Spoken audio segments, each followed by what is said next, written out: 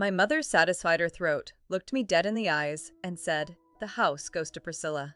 You should be grateful we even let you stay for dinner, Marisol."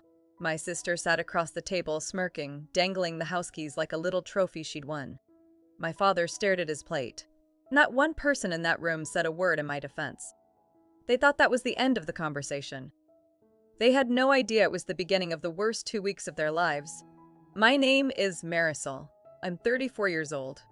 I grew up in a mid-sized Texas town, the younger of two daughters in a tight-knit but deeply biased Mexican-American family. My older sister Priscilla was always the favorite. She was the one they praised at every holiday, the one who could do absolutely no wrong. Priscilla married a man my parents adored, a guy named Derek who wore polo shirts and talked about investments he didn't actually have. I stayed single. I focused on my work, and for that, I became invisible. I spent my 20s working brutal hours as a freelance journalist, barely scraping by, ghostwriting pieces for bigger outlets while getting zero credit. Nobody at Thanksgiving ever asked what I was working on. Nobody cared. But here's what they also didn't care to notice. For 6 straight years when my parents fell behind on their property taxes, I was the one who paid them, nearly $42,000 out of my own pocket over that stretch. I never asked for a thank you. I never held it over anyone's head. I just did it because they were my family and I loved them. I wasn't rich or glamorous. I didn't have a husband to show off at holidays, but I had something my family never bothered to notice, a voice that hundreds of thousands of people were already listening to. My career had quietly exploded in ways none of them knew about, and the ignorance was about to cost them everything. If you've ever been the one in your family who gave everything and got overlooked, the one who paid the bills but never got the credit, then this story is for you. Hit subscribe so you don't miss what happens next, and click hype if you already feel this one in your chest. It was a Sunday evening. The whole family had gathered at my parents' house for dinner. That house, the one with the peeling yellow paint and the squeaky screen door, and the smell of my mother's posel drifting through every room. The house I had helped save from foreclosure. My mother stood at the head of the table with this look on her face, like she was about to deliver great news. And for Priscilla? I guess it was. "We've decided to sign the house over to Priscilla and Derek," she announced, smiling like she was handing out a blessing. "They're starting a real family now." Priscilla was pregnant, about 4 months along, and apparently that was the golden ticket. I sat there, stunned, my mouth opened before my brain could stop it. "Mom, I paid the back taxes on this house for 6 years. That was almost $42,000. The room got quiet. My father didn't even look up. He just muttered, "That was just helping out. That don't make it yours." Priscilla leaned forward, eyes sharp, voice sweet like venom. "You don't even have a family, Marisol. What would you do with a house? Fill it with your little newspaper clippings?" The room laughed. My aunts, my uncles, my cousins, every single one of them laughed. I felt the heat rise up my neck. I looked around the table for one face. Just one, that looked uncomfortable. There wasn't one. I swallowed hard and asked, "Will I at least be reimbursed for what I paid?" My mother actually scoffed. "Be grateful you had the means to help. Not everything is about money." Then Priscilla twisted the knife even deeper. She mentioned, casually, almost proudly, that she'd already had the locks changed. My childhood belongings, boxes of journals, old photos, awards I'd earned in school, had been moved to the garage to make room for the nursery. I sat there for a moment that felt like an hour. Then I stood up. My hands were shaking. I looked at all of them and said one word, "Okay." I walked out. I didn't cry in front of them. I would never give them that. But I sat in my car in that driveway for an hour, sobbing so hard my ribs ached, staring at the front porch where I used to sit with my abuela and read books until the sun went down. That was a Sunday. By the following Friday, everything had changed. But not for me. For them. The first betrayal came 2 days later. My cousin Lucia, who had always been a little careless with information, let something slip during a phone call. She mentioned a Head Start gift my parents had given Priscilla and Derek. $30,000, cash. From my parents' savings, I was never told. I was never offered a single cent. When I called my mother to ask about it, her voice didn't even waver. "Priscilla has responsibilities, Marisol. She has a husband, a baby on the way. You only have yourself to worry about." I hung up the phone and sat in the silence of my apartment, listening to the hum of the refrigerator and the distant sound of traffic outside my window. I wondered how long they'd been planning this. How many conversations had happened behind my back, carving up what was left and deciding I didn't deserve any of it. The second betrayal came at a family baptism for another cousin's baby. I showed up because I thought maybe I was overreacting. Maybe if I just showed my face, things would smooth over. I was wrong. I walked into the church hall, and within minutes, I heard Priscilla's voice carrying across the room. She was standing with a group of relatives, not even trying to be quiet. Marisol's upset because she wanted the house.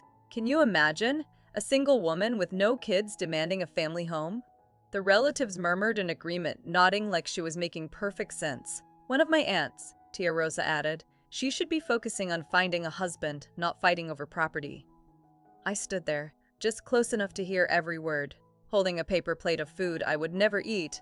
The smell of refried beans and candle wax filled the room, and all I could taste was bitterness. I said nothing. I put the plate down and left early. Nobody followed me. The third betrayal was quieter, but it cut the deepest. My father called me that week. His voice was heavy, slow, like he was performing sadness. "You're tearing this family apart, Marisol. Your mother cried last night because of you. Because of me." I almost laughed. He told me I needed to apologize to Priscilla.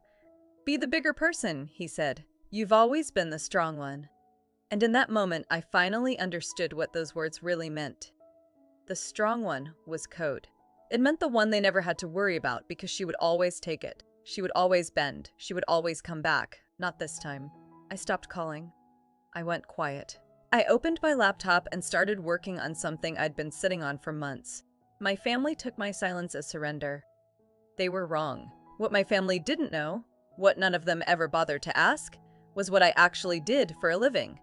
2 years earlier, I had stopped freelancing. I'd been building an anonymous investigative journalism platform under a pen name, Lena Vega.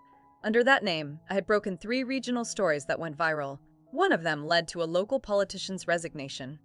My subscriber base had crossed 400,000 people. I wasn't the struggling freelancer they still pictured in their heads. I was a voice that people trusted, a name that editors respected, even if my family had never heard it. A major national digital magazine had just offered me a named feature column. My first piece under my real name. They wanted something personal, raw and real. They wanted a story about family, about silence, about being erased by the people who were supposed to love you the most. I had been hesitant. I didn't want to air family business. That's how I was raised. You keep it inside. You protect the image. But after the house, the baptism, the gaslighting, the $30,000 I was never meant to know about, the story wrote itself. I didn't write it for revenge. I wrote it because it was true. And sometimes the truth is the loudest thing in the room. I submitted the draft on a Wednesday night. By Thursday morning, my editor sent me a message with just 3 words. "This will explode." There was one person who hadn't forgotten about me. His name was Don Gerardo, but everyone called him Mr. G. He was the old family lawyer who had handled my grandparents' estate years ago. A quiet man with thick glasses, and a slow, careful way of speaking that made you lean in and listen. Mr. G reached out to me after hearing through the grapevine about the house transfer. He invited me to his office, a small room that smelled of leather and old paper. And he told me something that made my blood run cold. My grandmother's original will had a clause. The house was to be shared equally between both grandchildren. Both. Not just Priscilla. My parents had quietly overridden it during probate, and the transfer to Priscilla may not have been fully legal. Mr. G offered to help, not to sue. He wasn't that kind of lawyer, but he wanted to document everything properly in case I ever needed it. He looked at me over those thick glasses and said, "Your abuela wanted you protected, Marisol. They just hoped you'd never find out." I sat in his office and felt something crack open inside my chest. My grandmother had seen me, even when no one else did, so now I had 2 things: legal documentation and a finished article. I wasn't planning to sue. I was planning to tell my story and let the truth do the work. Meanwhile, my family grew more arrogant by the day. Priscilla posted renovation photos of the house on social media, tagging every family member, pointedly excluding me. Derek bragged at a family cookout about finally owning property, as if he'd earned a single inch of it. My mother sent me a text that I read 3 times before I set my phone down. "When you're ready to act like family again, we'll be here. Don't take too long." I screenshotted it, not out of spite, out of exhaustion, out of clarity. The article was scheduled to go live in 48 hours. I didn't warn anyone. The piece dropped on a Friday morning. The headline read, "They gave my sister the house I saved," then told me to be grateful. It went viral within 6 hours, shared across every social media platform I could think of. 2 podcast networks picked it up for discussion segments. It trended on multiple platforms by that evening. My real name was now attached to my anonymous reputation. People who had followed Lena Vega for years suddenly realized who was behind the words. Readers were stunned. The comments section flooded with thousands of people saying the same thing over and over. "This is my story too?" By Saturday morning, my phone hadn't stopped buzzing.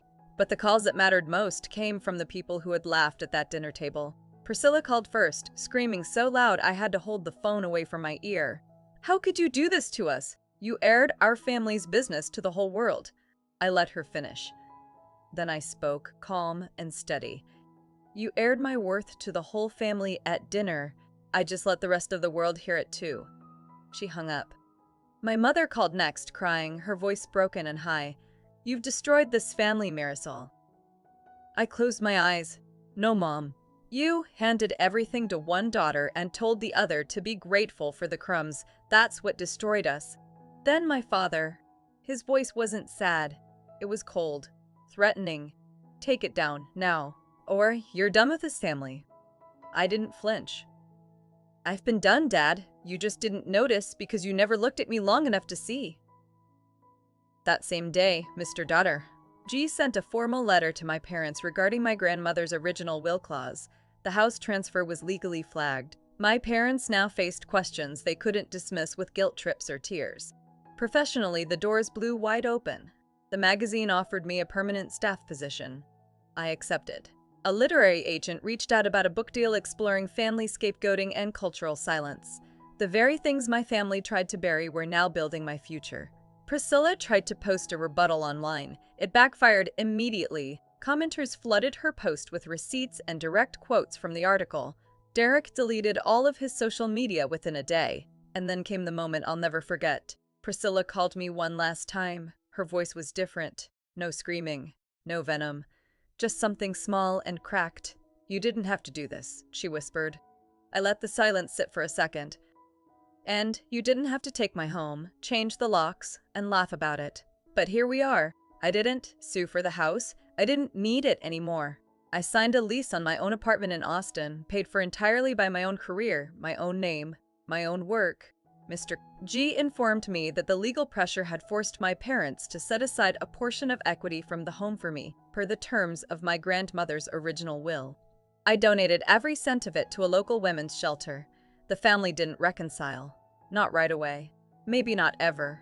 I left the door open, but on my terms, not out of guilt, not out of obligation, only if it came with respect. A few weeks later, a card showed up at my apartment. No return address. No signature. Just 2 words in Priscilla's handwriting. "I'm sorry." I read it. I put it in a drawer. I didn't respond. Maybe one day I will. They gave my sister the house. But I built something no one could ever sign away. A life that was mine, a voice that wouldn't be silenced, and a story that proved what I always knew. I was never the one who wasn't enough. They were just too comfortable to see it. If your family ever made you feel like you didn't matter, like your sacrifices were invisible and someone else always came first, I want you to know this. You're not crazy, and you're not alone. Drop your story in the comments. Let this be the place where the overlooked finally get heard. Click like to help this story reach others who need it. If this story hit home, don't scroll past. Share it with someone who needs to hear it today. New stories like this drop every week, and every single one comes from real pain and real power. Subscribe and hit the bell so you never miss the next one. I'll see you in the next video. Until then, know your worth. Even if they never will,